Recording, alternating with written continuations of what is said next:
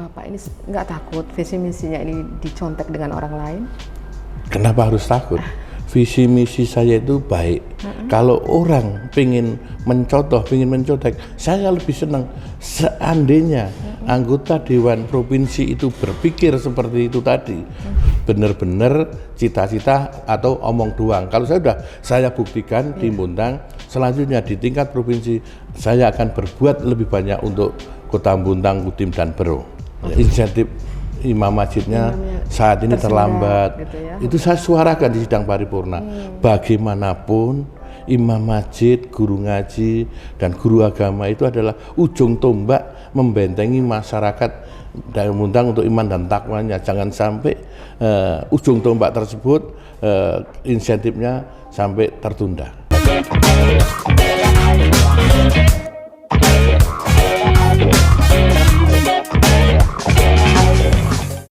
Assalamualaikum warahmatullahi wabarakatuh. Selamat sore sahabat Nusa dimanapun Anda berada.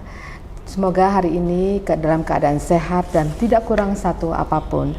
Sebelum kita mulai acara bincang-bincang pada sore kali ini, kami memohon kepada sahabat Nusa untuk mensupport kegiatan kami dengan cara like, subscribe, dan mengklik tanda yang ada loncengnya. Terima kasih. Baik sahabat Nusa, di studio telah hadir tamu istimewa dari Kota Bontang. Beliau adalah anggota DPRD Kota Bontang. Selamat sore. Dan beliau juga tokoh masyarakat, tokoh agama, dan pengusaha ayam yang sukses. Baik, langsung saja kita tanya-tanya beliau, dan hari ini beliau ada di samping saya. Iya. Assalamualaikum Pak Sumaryono. Waalaikumsalam warahmatullahi wabarakatuh. Iya Bapak, sehat hari ini ya? Alhamdulillah sehat-sehat. Semoga Mbak Wiwi juga sehat selalu. Saya sehat terus Pak. Iya, gitulah kita wajib kita syukuri. Iya. Banyak orang di luar sana diberi kesehatan, tapi kurang mensyukuri. Alhamdulillah kita bisa mensyukuri, itu suatu nikmat tersendiri. Ya. Iya Bapak, iya. Mungkin dengan sehat kita bisa berbuat kegiatan apapun ya Pak ya? Iya, betul. Boleh cerita Bapak kegiatan hari ini, dalam hari ini itu apa aja sih yang bisa dikerjakan oleh Bapak? Hari ini tadi saya dari Bontang itu sebelum sholat subuh, jadi sholat subuh di jalanan langsung mengadakan pertemuan di kantor DPRD Balikpapan.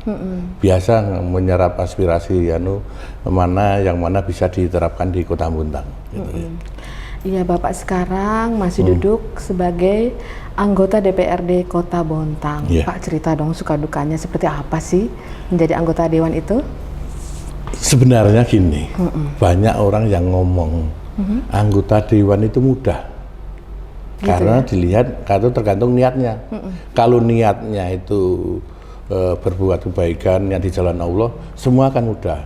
Tapi kalau niatnya macam-macam, ada niat lain, mungkin akan susah. Mudahnya gimana? Kalau kita nggak tahu di kantor dewan itu ada staf ahli, kita bisa Google, nanti kita bisa belajar terus. Jadi yang penting niat awal kita, niatnya untuk berjuang untuk masyarakat atau niat mencari sesuatu. Intinya itu, kalau niat berjuang untuk masyarakat semua mudah, semua bisa dipelajari. Gitu aja. Ya. Iya. Bapak ini konsepnya kan bincang-bincang nih santai. Kayak saya juga tegang, Bapak juga tegang. Kita minum dulu ya Pak. Oh, terima kasih ya. Iya. Makasih. Saya juga tegang nih Pak. Santai Bang. Alhamdulillah. Alhamdulillah. Oke, agak rileks ya Pak ya. Iya. Baik Bapak, kegiatan tadi sudah disampaikan kalau Bapak kegiatan sebagai anggota dewan itu ya seperti tadi. Pak, selain jadi anggota dewan, Bapak juga saya dengar jadi tokoh masyarakat dan tokoh agama. Gimana membagi waktunya Pak? Gini ya, ya kembali lagi saya itu sementara ini diamani sebagai wakil rakyat Kota Bontang. Ya tetap saya jalani dengan amanah itu. Tapi bisa tetap tidak melupakan profesi saya sebagai pengusaha. Karena bagaimanapun itu ada pos-pos yang harus saya biayai. Kalau usaha ayam saya itu yang sudah puluhan tahun, hasilnya untuk menghidupi pondok pesantren saya. Sedangkan gaji itu untuk partai, untuk konstituante gitu. Intinya semua kita jalankan sesuai kemampuan kita. Saya pagi habis sholat subuh masih memantau usaha saya. Tujuannya apa? tujuannya saya tidak akan merubah kebiasaan saya. Walaupun saat ini saya sebagai anggota dewan, saya tidak akan beri jarak sama wakil rakyat kita.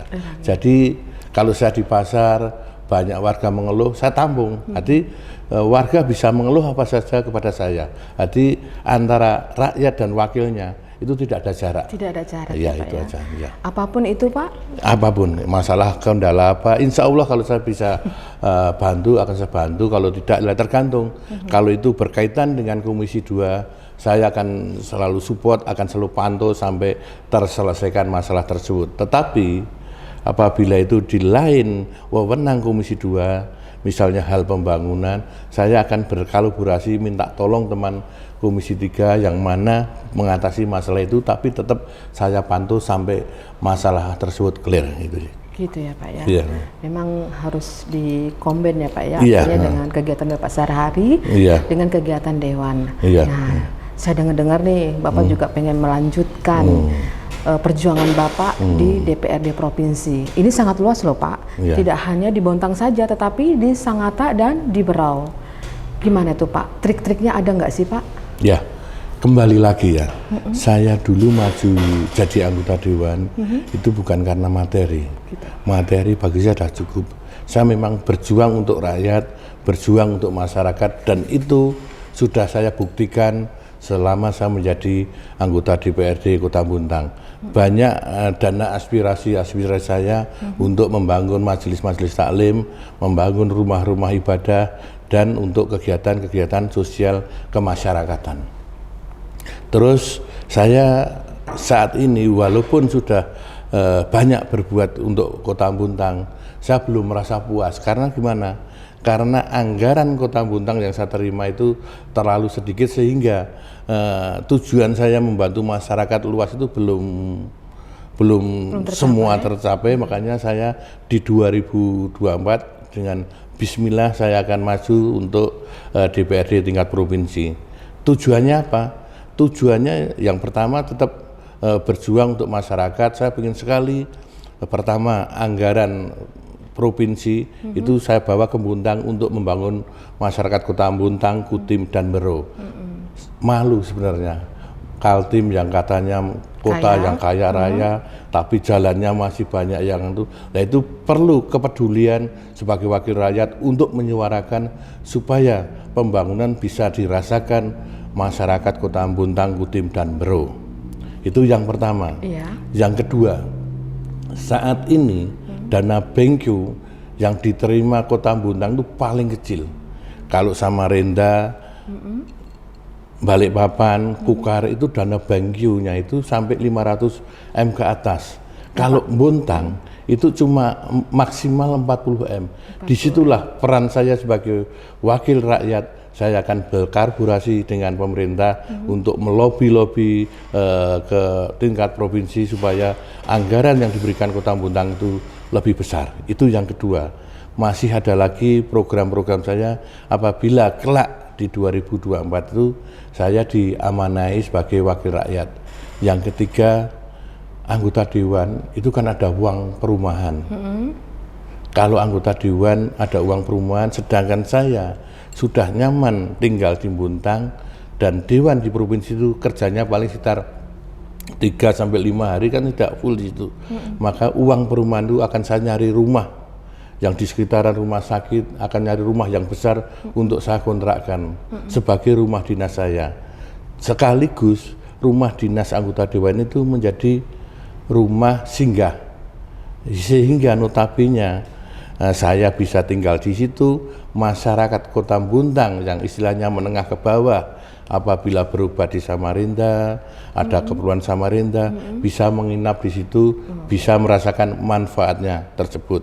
Jadi tidak perlu nginap kemana-mana, tidak perlu bingung, itu bisalah tinggal di rumah singgah tersebut. Itu dikhususkan untuk warga Bontang, Kutim, Berau. Silakan. Kalau Samarinda nggak boleh. Yang kalau memang Samarinda memerlukan, silakan. Saya selalu welcome, bisa menolong orang itu suatu kebahagiaan tersendiri bagi saya. Oke. Ya. Bapak ini nggak takut visi misinya ini dicontek dengan orang lain? Kenapa harus takut? visi misi saya itu baik. Kalau orang pengen mencontoh, pengen mencontek, saya lebih senang seandainya anggota Dewan Provinsi itu berpikir seperti itu tadi, pengen membangun kotanya, pengen bangun daerahnya. Alhamdulillah mungkin Kaltim akan menjadi kota yang makmur. Itu tujuan saya nggak malu visi misi kinerja saya dicontek orang lain, semua dewan bisa meniru sehingga pembangunan itu masyarakat bisa merasakan gitu. Jadi persiapan sampai saat ini untuk maju di provinsi sampai ya maksudnya udah usaha sebagaimana Pak? Artinya, yang namanya provinsi kan dapil 6 itu kan luas, Buntang, Kutim, Berio. Saya tetap di sela-sela tugas saya sebagai wakil rakyat, saya juga menjalin komunikasi, mendatangi silaturahim, majelis-majelis salim. Saya sampaikan apa tujuan saya untuk maju di provinsi itu, biar masyarakat itu bisa menilai kinerja saya di Buntang ini benar enggak, terus apakah yang disuarakan untuk maju di provinsi itu benar-benar cita-cita atau omong doang. Kalau saya buktikan di Buntang, selanjutnya di tingkat provinsi saya akan berbuat lebih banyak untuk kota Buntang, Kutim, dan Bero. Oke, itu sebagai visi misi Bapak ya. Nanti pada saat maju di 2024 ya Pak, insya Allah. Nah, misalkan nih Bapak sudah terpilih nih, kadang-kadang kan ini mohon maaf aja Pak ya, kadang ini janji-janji politik yang tadinya berusaha untuk disampaikan ke masyarakat itu sangat manis, tapi setelah jadi nggak tahu-tahu. Gimana menurut Bapak nih? Insya Allah kembali lagi niat ya. Niat saya kan tulus untuk menolong masyarakat. Saya bisa menolong masyarakat itu suatu kebanggaan tersendiri ya. Itu saya hanya pengen aja pembangunan itu merata di Buntang, Kutim, Bero. Saat ini banyak sekali rumah ibadah, masjid-masjid yang belum terselesaikan pembangunannya. Nah itu peran serta saya untuk menyelesaikan itu dengan anggaran dari provinsi. Gitu ya Pak. Ya.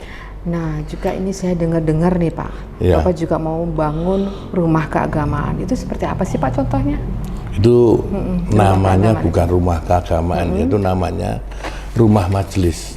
Nah kelak itu saya ingin sekali meninggalkan kepada anak cucu saya suatu yang baik.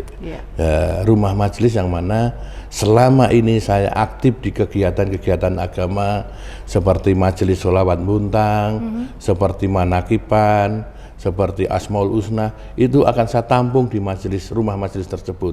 Kalau dulu cita-cita saya pengen sekali makan bareng dengan santri dan anak yatim, itu sudah terpenuhi dengan saya punya pondok Al Barokah yang mana notabene menampung anak yatim. Keinginan sekarang ini pengen sekali menjamu ahli-ahli sholawat, ahli-ahli manakiban, ahli-ahli Asmaul Husna, sehingga event-event keagamaan besar itu bisa dilaksanakan di rumah majelis tersebut. Misalnya ada majelis yang rumahnya kecil, mau mengadakan pengajian tidak ada tempat, silahkan pakai aja rumah majelis tersebut. Sehingga kelak cucu saya itu akan mengingat, oh ini peninggalan kakek saya harus membesarkan majelis ini. Itu aja. Intinya saya ingin sekali di sisa umur saya ini bisa lebih bermanfaat untuk umat ya. Kita kan hanya istilahnya hidup kan sebentar aja, lebih banyak di sana. Makanya kita perbanyaklah untuk bekal hidup di akhirat nanti. Tujuan saya hanya itu. Senang banget ya Pak ya, dengar sangat mulia dari Bapak ini.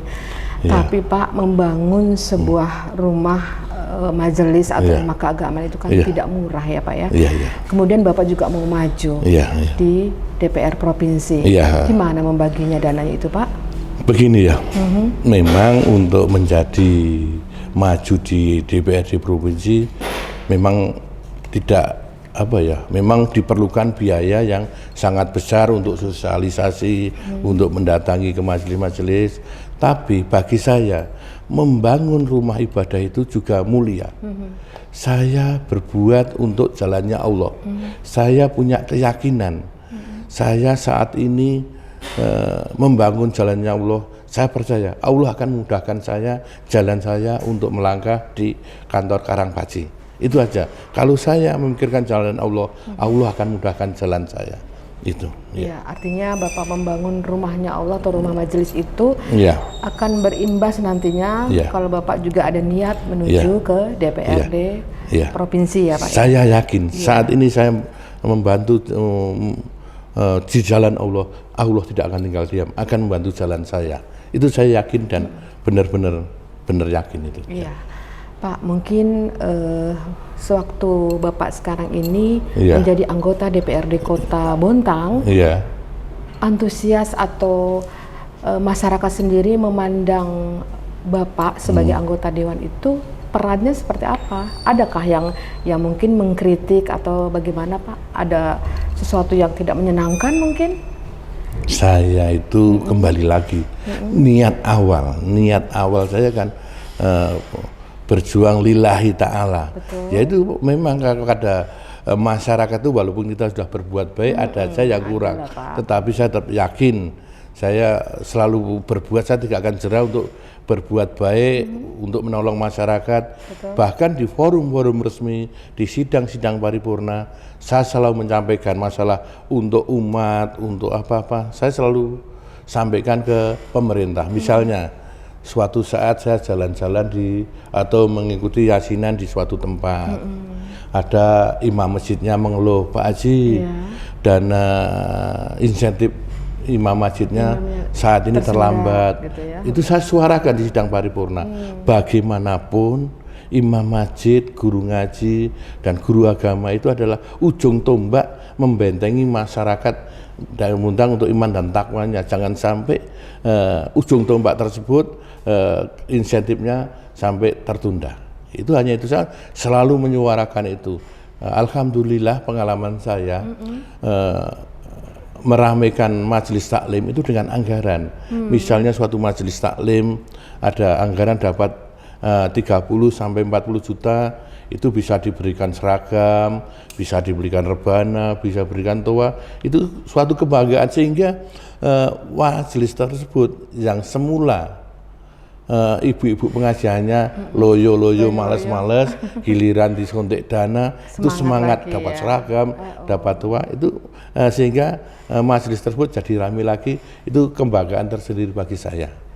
Ya, terus tiap tahun selama saya duduk menjadi anggota DPRD Kota Bontang, saya anggarkan 3 masjid harus terbantu dari dana aspirasi saya.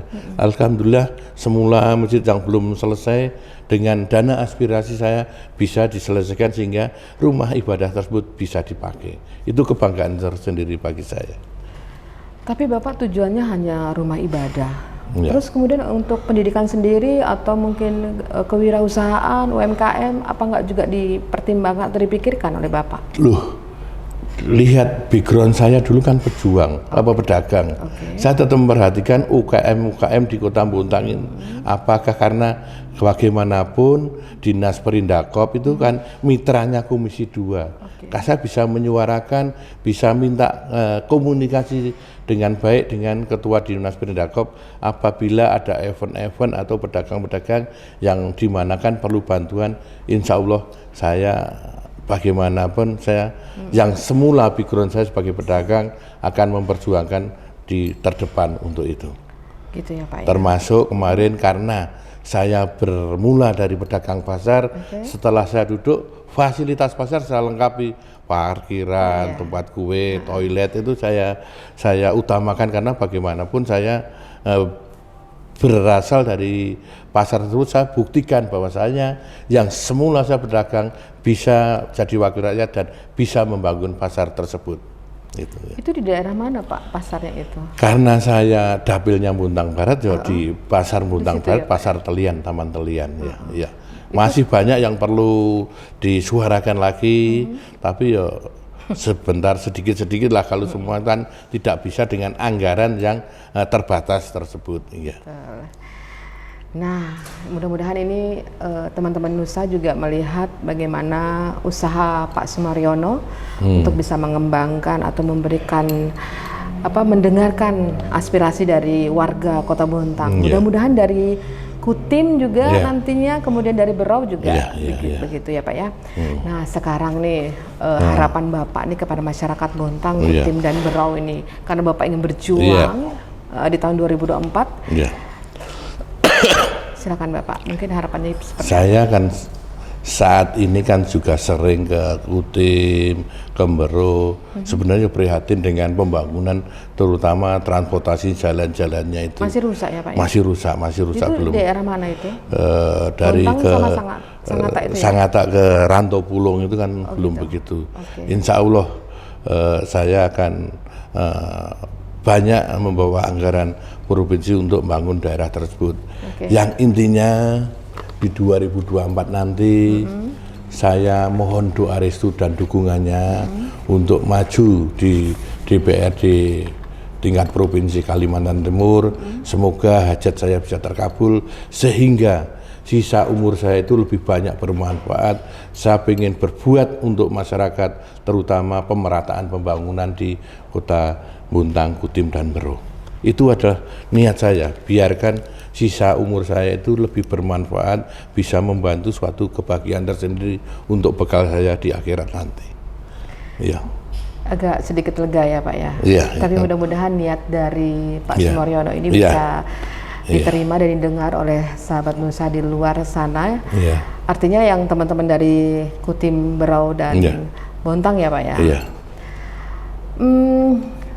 Bincang-bincang kita ini sebenarnya cukup menarik dan tapi waktu juga ya Pak ya yang akhirnya juga memisahkan Iya. perbincangan kami. Iya. Bisa mungkin pesan terakhir untuk Iya. bisa disampaikan kepada masyarakat, Iya. khususnya Kota Bontang, Sangatta dan Berau. Iya. Silakan Pak. Saya Haji Sumaryono di 2024 nanti niat saya maju menjadi wakil rakyat tingkat provinsi Kalimantan Timur.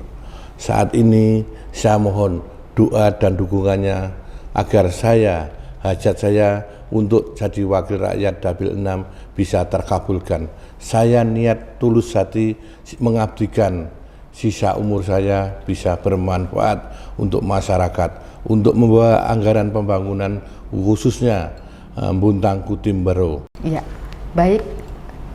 Sahabat Nusa dimanapun Anda berada, demikian tadi bincang-bincang santai bersama Bapak Haji Sumaryono yang semoga nanti di 2024 beliau terpilih kembali dan bisa memberikan jalan buat teman-teman Nusa untuk bisa memberikan aspirasinya dan bisa dijalankan oleh Bapak Haji Sumaryono.